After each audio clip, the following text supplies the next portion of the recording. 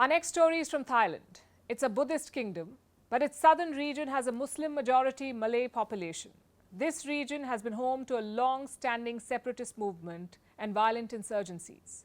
In recent years, peace talks have been on, but now there is fresh talk of self-determination, even an independence referendum. The outgoing government and the military have launched a crackdown. Their critics say they're exaggerating the risks, though. Our next report takes a closer look at this conflict. Thailand's ruling military establishment is tense. Outgoing Prime Minister Prayut Chan-o-cha has alerted the country's National Security Council. He wants them to take action against a group of activists and politicians. Why? For holding a seminar called Self-Determination. What was it about? Separatism, apparently.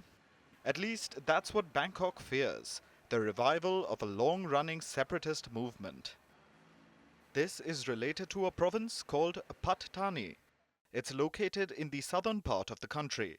This is a map of Thailand and Malaysia. This is the border between the two countries. You see these three border provinces. They're collectively called the Pattani region. And they are the site of a separatist movement. A violent movement which has reportedly claimed over 7,000 lives since 2004. Why?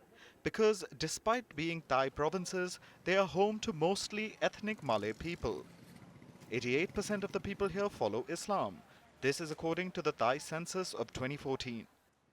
So, this region is dominated by Malaysian Muslims, but it's now part of the Buddhist kingdom of Thailand.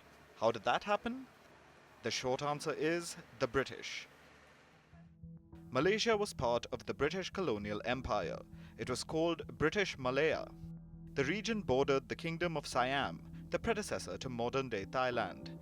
The British signed a treaty with the kingdom in the year 1909. It's called the Anglo-Siamese or Bangkok Treaty of 1909. In this, the British recognized Siam's control over today's Pattani region. Why? Because it's the British. Trade was more important than ensuring a stable border. Money was given priority over culture and traditions, so they drew borders as they deemed fit. The result is this: decades of religious tensions in the Pattani region. Bangkok says the provinces are an integral part of Thailand, and they're right. Legally, the borders negotiated with Britain are valid, and any calls for redrawing those borders, any talk of independence, is unlawful. Which brings us back to the activists. They know the laws, so they didn't directly ask for independence. Instead, they asked if a referendum should be held, and if the people of Pattani have the right to self-determination. This has raised red flags. The administration is up in arms. They've instituted a crackdown and an investigation.